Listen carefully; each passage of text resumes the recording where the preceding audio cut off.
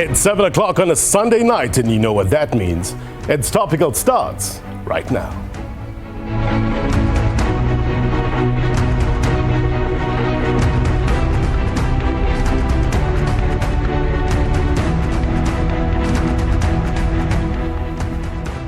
A very good evening to you, South Africa, those watching around the world. My name is Blaine Herman, and this is It's Topical, our digital audience with us tonight. There you see them. They're good to have them on the program. Welcome. Looking forward to their input in a short while. Tonight, we also have our producer, Maka Ketla-Motlabe, standing by with people in Auckland Park, Johannesburg.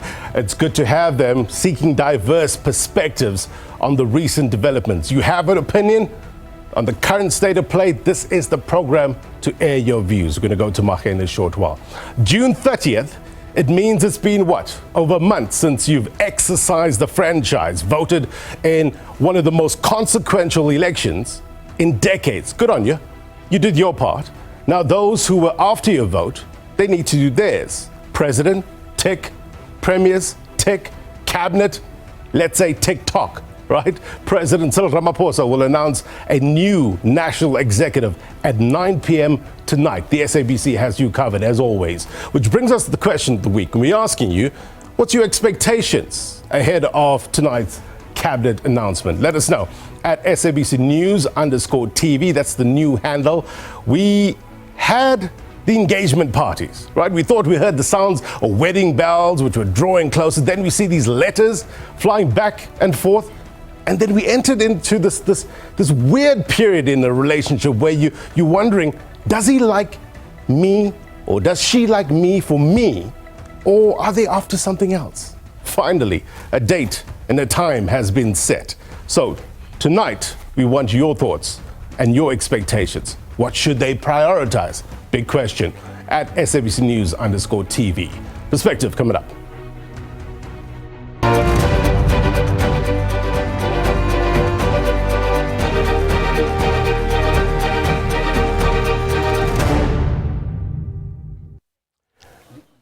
All right, context now, and for that we turn to the video wall, and then we bring in Mmusi Maimane, SABC News specialist, researcher, what we know and why it matters. Very good to have you, your better mind on the program. So let's talk and give context with regards to the past presidents, from President Mandela all the way now to President Ramaphosa.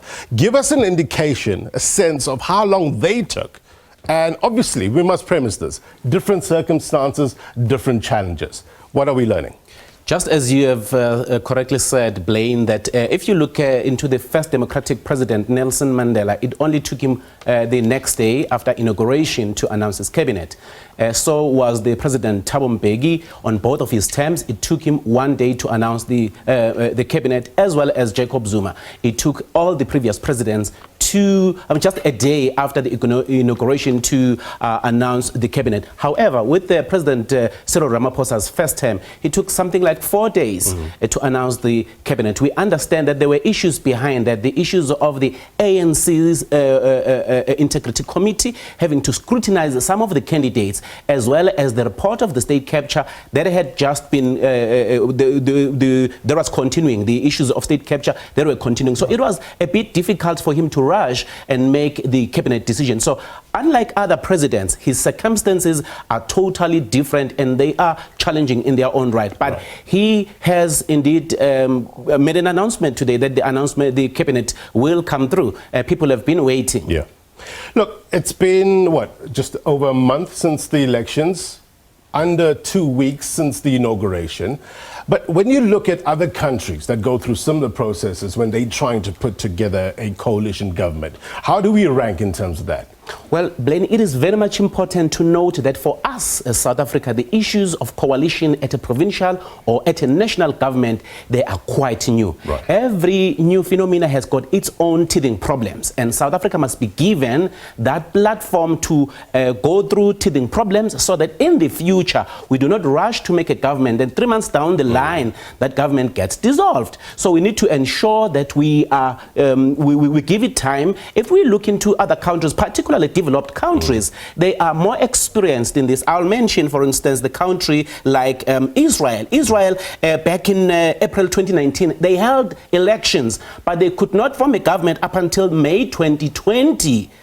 So that's close to a year. But if we also compare, if you like, with Belgium, and in December 2018, they had to go to elections, but they could not form a government because of coalition negotiations up until October 2020. That's about more than 500 days. But here's a key point, please.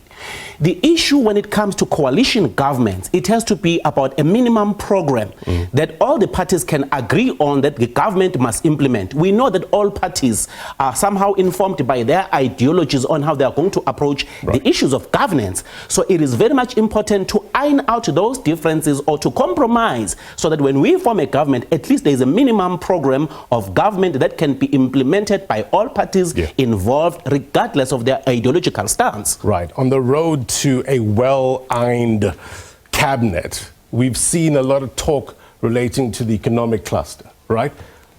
Key in the sense that people want to get into it and try to drive change through this cluster. Talk to us about how significant it is. Very, very important, Blaine, particularly two departments, Department of Trade and Industry and Competition, as well as the Department of Finance. Let me start with the Department of Finance. You know, the markets, they always prefer what they know because they prefer stability and they prefer continuity. So in this instance, in case, people have been asking and the markets are waiting to see who's going to be the Minister of Finance because it is a very crucial department. That's where the allocation of resources happens. That's where the issue of fiscal policy happens. That's where the issue of currently we have a high debt to GDP. And that's very important that whoever comes in understands those dynamics, that South Africa cannot continue to have this high debt to GDP that is non-sustainable. Remember, we are paying something like 382 billion a year in terms of our debt service cost. And so whoever comes in as a Minister of Finance has to understand the balancing act that he has to do.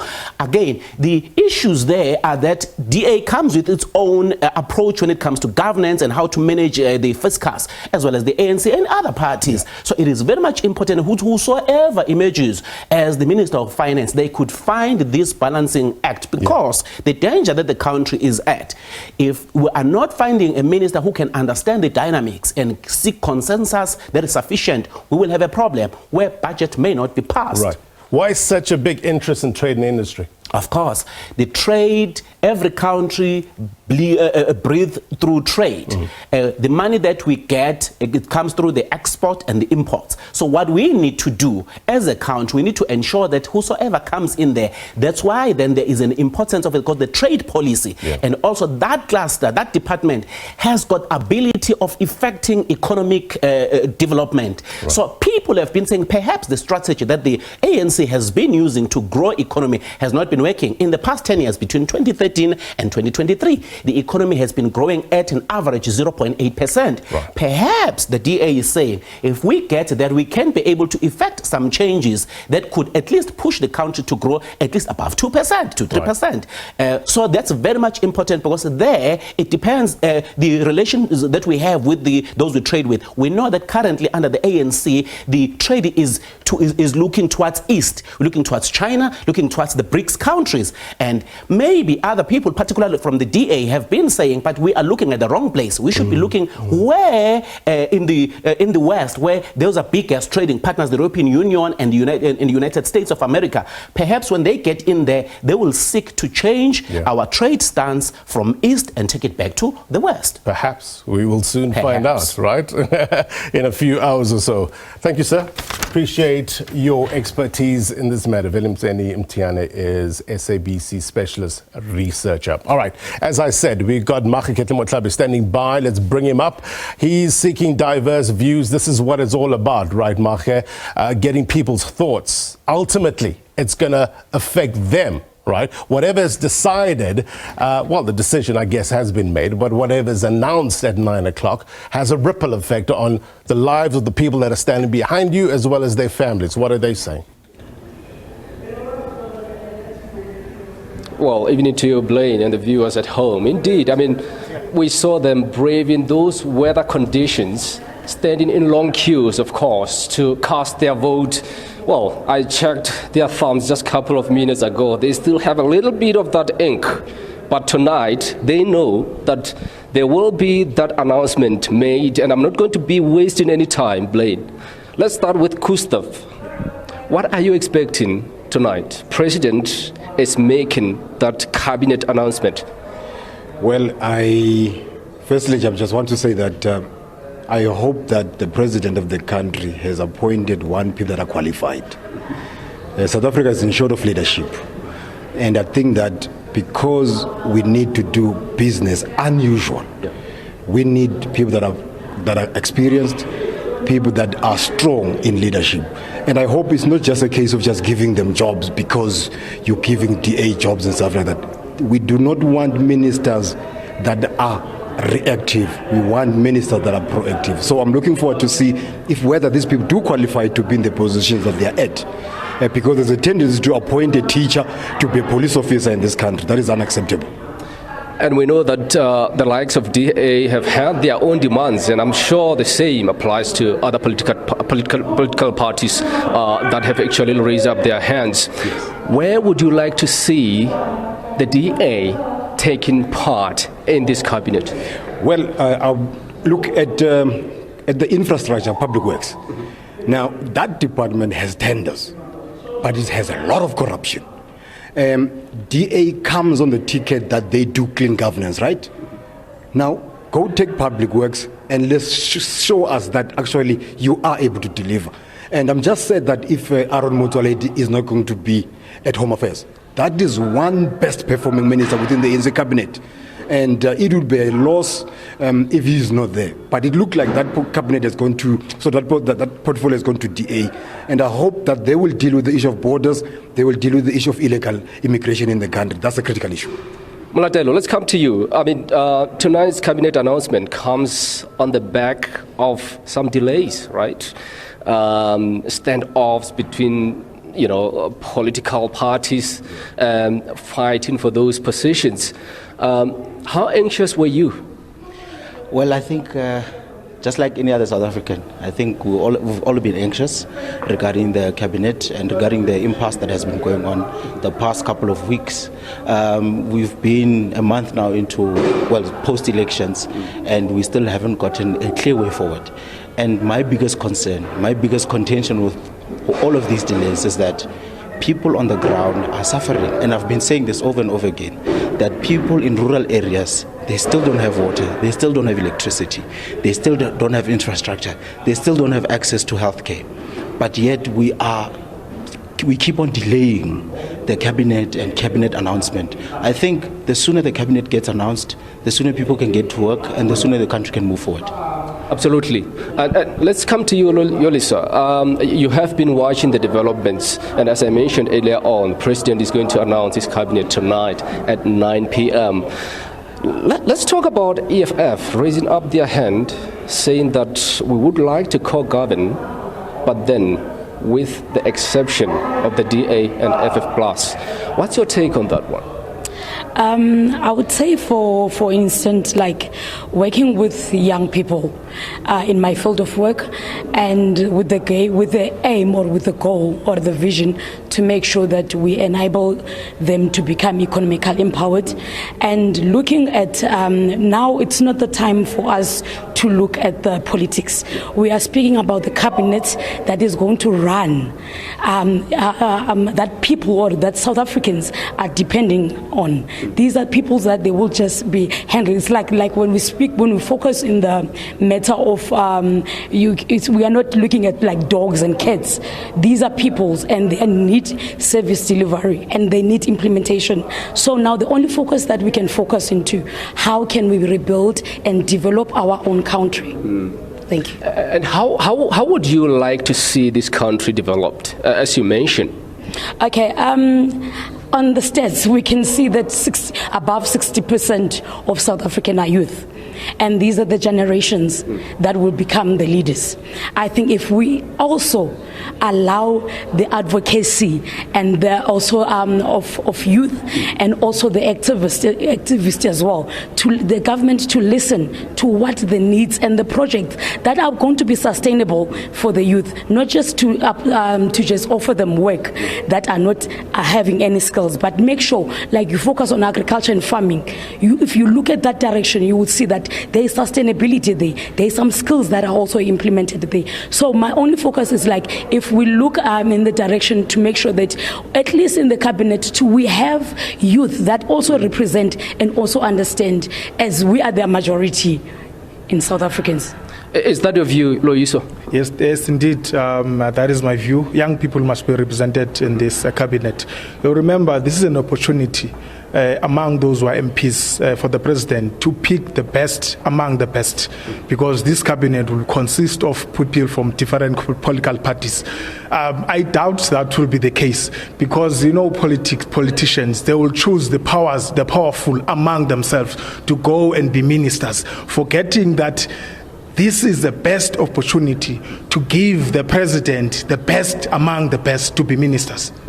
And we have seen those young MPs, for example, in parliament being sworn in. Are you happy with this kind of progress so far? Indeed. I saw the youngest MPs from the PA. That is a good progress. That is a very good progress that we have seen as young people. It gives hope to other young people that wherever you come from, those are young people from El Dorado Park. It gives to young people like from Diepsloot, from Alex. It does not matter where you come from. You can be whatever that you want to be in life.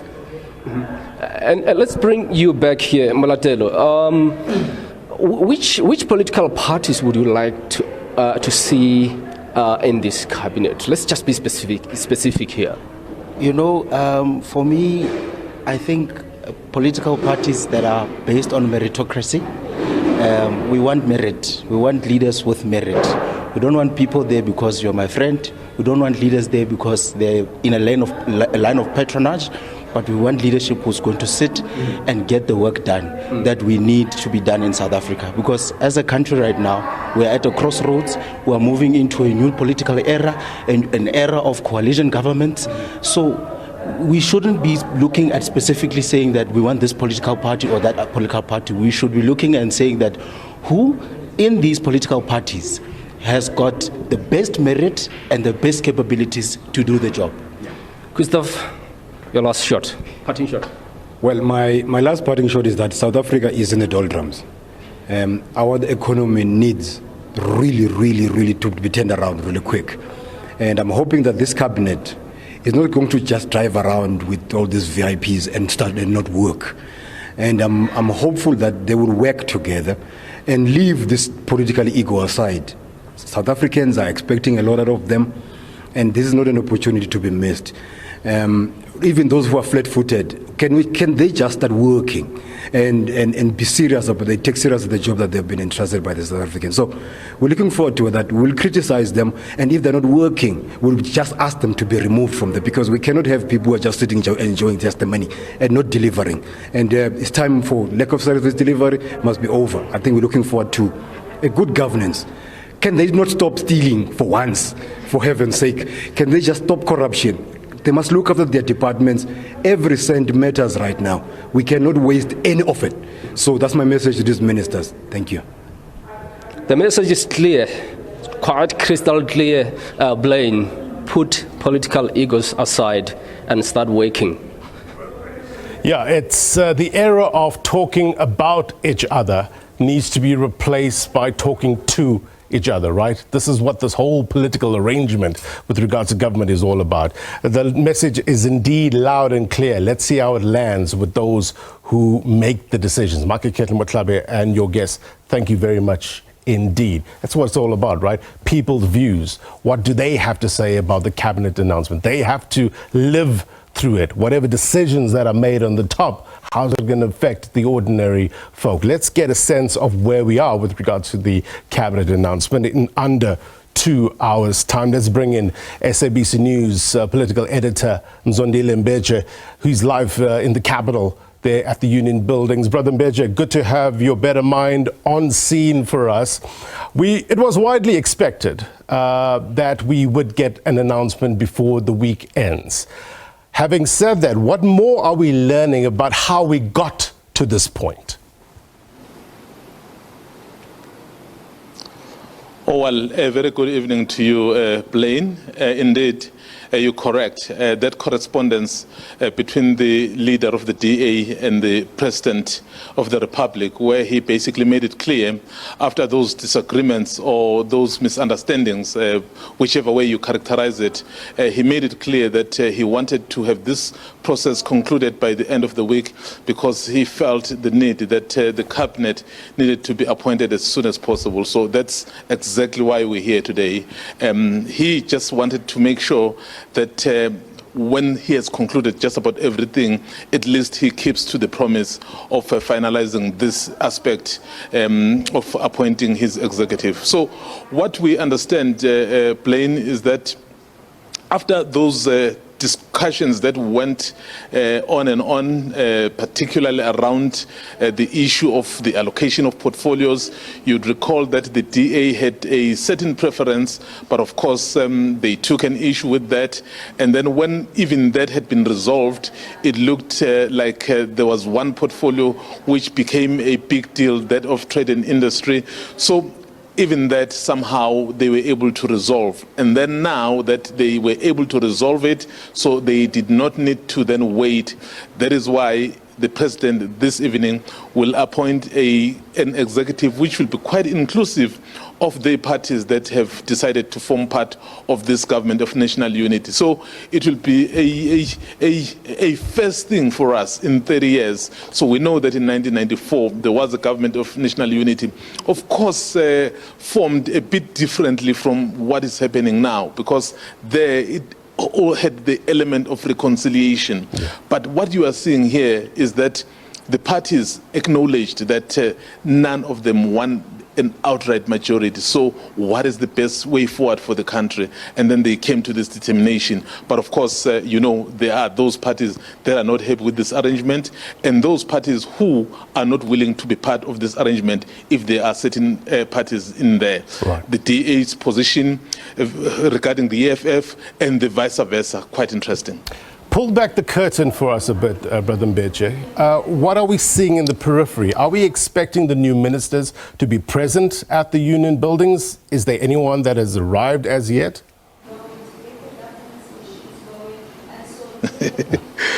No, certainly not. Where we are, Blaine, it's only going to be the President who's going to come and announce to the nation who he has decided to appoint to various positions.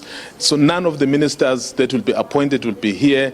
The only time we'll be able to then see those ministers and the deputy ministers who will have been appointed is when they are being sworn in. Remember, after tonight, the next phase will be them being sworn in. And I think in terms of what normally happens, they are likely to be somewhere, probably not very far from here, those who have been appointed, because they have to manage this process very carefully. You don't want to then end up with leaks. In the era of social media, can be quite confusing. So as we speak to you now, I understand some of them are there, they are being briefed, those who are being given positions, they are being told what sort of positions they are being given. But when it's the time to announce who's going to be occupying a particular position, it is the President and the President alone. Right. Remember, currently, he is the only man with the executive authority to run this country. You have been covering this for many years, so you have an intricate knowledge as to how these things operate. For those who don't, what happens now, let's say 1.5 hours before an announcement is being made? Is there usually phone calls that are still being made to those ministers that have made it, or do you think that is done and dusted? Well, some of the phone calls are still being made. Remember, you are dealing with a large number of people, and it's a weekend. I can tell you some of the people had also their own arrangements, and some of the individuals may not have even thought that they'll be considered for this position. So quite clearly, that will then inform how this whole process happened. So those perhaps who may be expecting, I'm sure their phones will be very close to them, and then as soon as those phone calls are made, so they'll be able to make their way to the guest house or to Matlambandlovu, but around here in Pretoria where they'll be appointed. But in terms of really your questions, in terms of what you've asked, it is basically going to be the people who have been called and those that can't be found on the phone, and I'm sure they'll make arrangements to make sure that they are able to get hold of them, because you can't then appoint someone who you have not confirmed. What if that particular individual is not available? And I think that's the reason, Blaine, the president is taking a bit longer, because he needs to verify with just about everyone that he intends to appoint.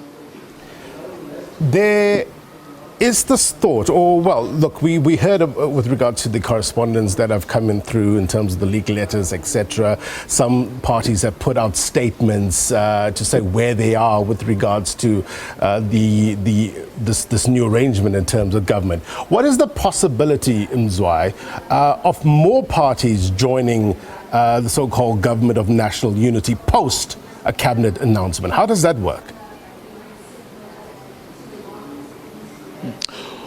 Well, in terms of that statement, Blaine, it was very clear. Currently, the founding members of that statement of intent that has formed this government of national unity, you have 10 parties, and that leaves out 8 parties that are represented in parliament. You recall that after the elections, you had 18 parties that were voted in to be represented in parliament. So what that statement basically said was that after this initial phase of those 10 parties having agreed to form the government of national unity, so the door is still open for those who would want to then join. But what will then happen is that those parties, those 10 parties, will have to then agree in terms of the approach from those who will be outside, because the intention is to express or rather is to make an expression of what South Africans were thinking when they were voting on the 29th of May. So South Africans didn't give one party a majority to govern on its own. South Africans basically gave, what do you call it? In terms of the proportionality, I think the ANC got about 40%, the DA 20, MK 15, EFF 9. So all those parties, you have to think of the constituency that they represent. So if then you want to move on and be representative of everyone, even going forward, you can still be able to accommodate those. But I don't know how that will happen given the kinds of posture and the stance that some of the parties have towards each other. Right. I'll put that to our next guest as well. Build One South Africa leader Mmusi Maimane joins us after the break in a short while. But before I let you go, sir, and you've obviously scanned these leak letters that we've been seeing over the past couple of days. Are we likely to see a restructuring of cabinet portfolios, given what we're learning from these letters? Very, very likely, maybe not necessarily on a large scale, but there are those who will be tweaked here and there to be able to accommodate some of the wishes of the individuals who are taking part here. Because this is not a government that will be formed by one party, so you've got to take into account some of the views from other parties outside. You are likely to see some of the departments Blaine tweaked here and there to be able really to reflect and accommodate some of the interests of the parties that have been voted for and the parties that will take part. I mean, we already understand that a party like obviously the ANC will be the majority. and then the DA will have obviously about 6 cabinet posts from what we understand, and the IFP will have the posts as well. I think the PA, and you may have from other smaller parties as well some of the cabinet posts, and the deputy ministers' positions so will also be allocated. But it doesn't end there, Blaine. There's also the issue of the legislatures. So this government of national unity is not only confining itself to the executive, it will also find its expression even in the legislature. So you may see some of the parties or the smaller parties perhaps chairing some of the committees in parliament, very important positions. So that then tells you that everyone will be accommodated, especially those who have signed up to the GNU. No one better than our Mzondile Mbeche, live for us in the capital. Thank you, sir. He will be keeping us in the loop with regards to any developments. If they are indeed starting on time, we will take you there live at 9 o'clock. Keep it locked on to SABC News. We're going to take a quick break. When we come back, in conversation with Build One South Africa leader Mmusi Maimane. Next.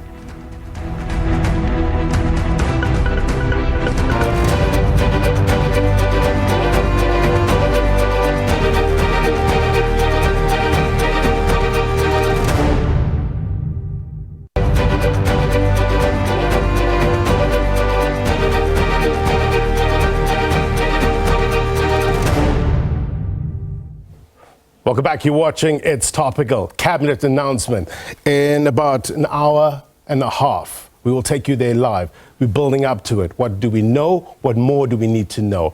Context, very important. Let's welcome my guests. We also have our digital audience as well. Build One South Africa leader Mmusi Maimane joins us now live. So good to have you on the program tonight. Crucial night. First of all, did you get any calls as yet? Good evening, and good evening to fellow South Africans. You know, I've been very deliberate about saying to myself that the first office that South Africans have elected Build One South Africa to is that of Parliament, which is going to be the most important institution in the next number of years. Given that all the parties in the GNU now represent 70% of the electorate, it means that you can't have a form of dictatorship via the back door. So that's the first starting point. The second one is, I think that we need to hold this government accountable to a plan. And so when I met with the African National Congress and asked the question about whether you would want to be in the GNU or not, I said, where is the destination of the GNU? What is the plan to address the issues that South Africans face up to? And how do we hold accountability to ensure that there's integrity in making sure that that plan is executed? And I think between both parties, we came to an agreement that it would be important to articulate that plan.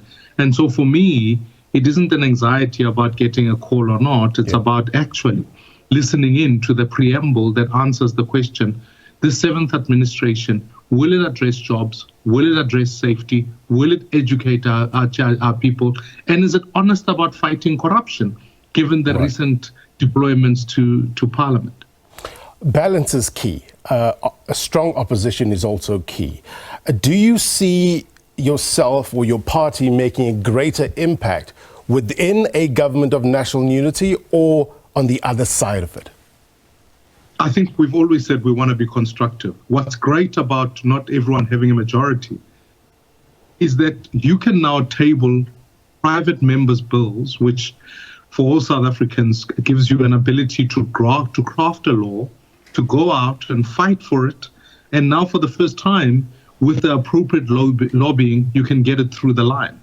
On the economy, many of South Africans would know we've been fighting for an electoral amendment, and maybe today we'd be in a different position had we had a direct election of the president as an argument, or maybe had a constituency-based model. So I think now suddenly, rather than just maybe in some instances narrowly focusing on one or two portfolios, or it is now an opportunity to really reset government for a long period of time and be able to ask for these bills to be put forward. And I think Build One South Africa is perfectly positioned to argue a case which is perhaps maybe different to that of MK or all the other parties. It is a case about an inclusive, multiracial South Africa with an economy that works for all citizens. Yeah. So for us, we feel that's a powerful position to hold. And Parliament becomes very crucial this time around, isn't it? If some might argue even more so this time around. I mean, it shouldn't be just about motions of no confidence. Do you see a fundamental shift in the way things are done in Parliament over the next 5 years? It has to be. It'll be the most crucial point. And I say this because Cabinet now, as it represents 70% of the parties, cannot meet at some other off-site venue and then come to Parliament as a place to rubber stamp. Parliament is the first and the only space where South Africans, all of them, can come and be represented and speak their views. So accountability is going to be absolutely crucial.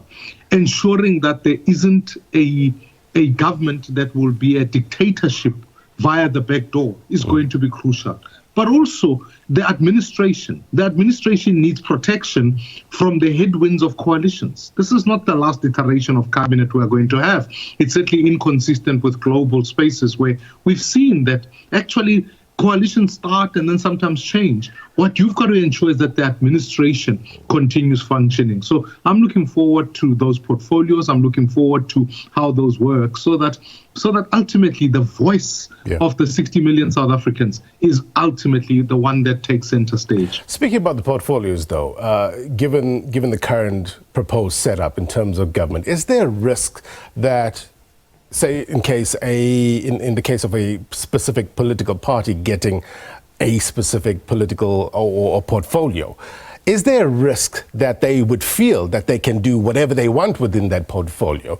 I think you termed it once before, a federation of government.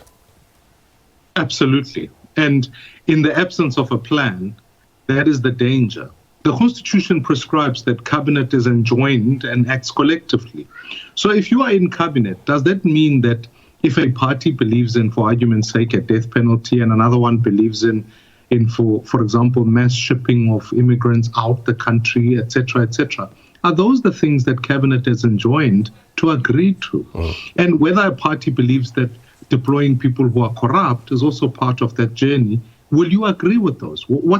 For example, for practical purposes, and I say this to all South Africans, the most immediate business that's going to resume Parliament before the 19th of July or the 18th of July is actually the resumption of the appropriations bill, which is the budget. Now, we will be looking at those to ensure that there's an increased funding in the National Prosecuting Authority, making sure there's better jobs for young people or for an economy that works, increase in safety. Those then become priorities. So you can't just sit and say, well, the ideology of that party is X, therefore those departments will do X while others do Y. Yeah. It cannot work like that. And lastly, it's going to be important that President Ramaphosa takes authority as to what happens. Because if for example, you cannot have a president who is then be second-guessed because he's hamstrung by coalition agreements.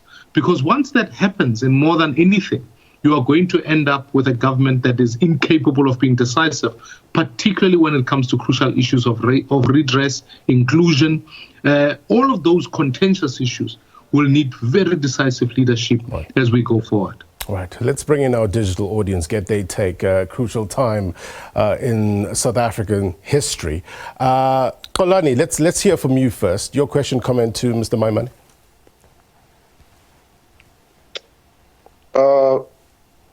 Greetings, Blaine and viewers. Well, I'd say that we've seen that Mr. Ramaphosa, the president, announcing the parliament and the cabinet members has been sort of a slow thing, and it has caused a political gridlock within the country in terms of us, allocating the right ministers and people for the jobs in parliament and the executive, of course. And that thing has led to frustration within community members. And one of the main things that they've been speaking about on the ground is social grants. Right. And they've been significant concern during this government change, because many South Africans rely heavily on social grants. And social grants were often a focal point in political campaigns and promises. So I'll just say that we are very ready to see what will happen within that department and portfolio. Right. So you say in terms of priorities and the talk among your community members, social grant is extremely important in this regard. Yes, very much. Isaac, let's bring you in. Isaac, your thoughts. What do you think should be prioritized? What should the new administration prioritize? Good evening to the listeners and viewers at home. So basically what I think should be prioritized in the new government administration should be firstly job creation, because unemployment in the community that I hang at is the main issue, and which is all followed by crime, which stems from unemployment if you were to check it. So basically I think those are the two things that the new administration should focus on. Job creation, which will ultimately lead to less crime when people are employed and not just loitering around on the streets. Isaac, thank you very much indeed for your comment. Let's hear from Sean. Sean, your take, your expectations. If you can unmute, Sean. Let's Apologies. try. There we go. Go on. Audible? Okay, thank you very much. I think I'm definitely going to agree with Mr. Mmusi Maimane on this one when it comes to protecting the administration. Because my sole concern, as soon as I thought about it and I looked at the composition of the DA being part of this government of national unity, it immediately sprung to me the fact that we might actually see the Democratic Alliance practice a little or kind of an indirect form of cadre deployment, something that they've been against for a very long time. Because looking at some of the requirements that they made was on the basis that not only getting hold of certain ministries, it also should allow them a certain space or leeway to appoint the director generals that they want to appoint. So it's going to be an interesting dynamic to look into that. For me, I guess what I actually want to see from the onset is a sense of purpose. Last week when you spoke to Professor William Gumete, as well as the former Minister of Finance, there was a whole conversation that in 1994, the Government of National Unity was founded on the basis of a common purpose, a purpose that was needed at the time for different political parties to form one government. So right now, also following the comments of former Minister Tito Mboweni, Government of National Unity might not be an actual Government of National Unity because there is no outright majority as it was back in 1994. But now it's more of a grand coalition in a sense, but it can also be a Government of National Unity if there is a common purpose that the cabinet wants to work towards. So I agree with Mr. Mmusi Maimane furthermore on that basis that we need to see a sense of purpose. We need to see from the cabinet that there's going to be a purpose that they are actively working towards. And there are so many things that are going to fall through in the loopholes. Chapter 9 institutions have to be adequately strengthened now because the DA played an accountability body for so long, and now they are now part of at the helm of government. So Chapter 9 institutions are going to have to step up to ensure that there's adequate checks and balances on the entire cabinet itself and all the different ministries involved. But lastly, I guess I'll just also say I'm really surprised that Mmusi Maimane, you've been someone that advocates so much about the reforming basic education. I was really certain that you would be the Minister of Basic Education, but here we are on the panel this evening. Sean, thank you very much indeed. Mr. Maimane, let me bring you into this in terms of how we get whoever is represented in this cabinet on the same page around a same framework. We have the statement of intent. What else could be the basis of which to work from? Because we can't be fractured, right? Although we're coming from different parties, there needs to be one goal. Could the National Development Plan be part of that blueprint? Well, 60% of the parties in government or in parliament had at some point or another given consensus to the National Development Plan. Nothing should stop us from being able to take the framework of that plan and be able to update it. It has ideological leanings, so parties that have ideological differences with that might have strong opposition, PAC and many others. But what you need to then do is say, once you've taken that as a basis, articulate those to strategic focus and definitive plans so that those are funded. That's how government, in fact, is meant to work. So so what I think then, what happens in that frame is that you then have a program of action, and rather than us listening to convoluted aspirational state of the nation addresses, these could be an opportunity, a bit like a national plan that says, here's where we are, so that when you table a state of the nation, it is truly that. You reflect on where we are, what we agreed to do, and what we are doing. Yeah. And to the question of basic education, you know, my fight is to the digital audience. It's important that if you are going to say you want to be in the digital, if you want to be in the government of national unity, that I'd fought for reform from 30 to 50%. And if that can't be agreed upon, all you would then be doing is asking to drive a nice car, but really not doing anything in basic education. So for me, I always maintain, be clear when you occupy office, what you want to do with that. It's not enough simply to sit in office. Speaking about the office, talk to us about the dynamics and your understanding, your experience, what you've heard in terms of the working relationship of the minister, the deputy minister, and the director generals. And you've heard a lot of, you know, whether we can work with the DGs or not over the past couple of weeks. Help us understand, put us in, put into context in terms of that working relationship and getting the job done. Yeah, I mean, the collective of director generals in the country reporting to the director general in the presidency then become a very important unit of South Africans. The historical practice has been that we've seen a revolving door of director generals, and so that has created some of the instability that you see in government. Secondly, I think that one of the things that we are going to have contentious issues around is that how do you then effectively appoint the most competent South Africans to do that? And the Public Service Commission needs to be able to help us in being able to say, you can't have a Director General of Water who happens to be a lawyer from somewhere, for argument's sake, because you need a water engineer who understands infrastructural build on that score. So what I'm really hoping that we achieve in the next while is not just a cabinet of national unity, but truly a director general cohort of the most competent people whose loyalty is first and foremost to that plan and the Republic of South Africa.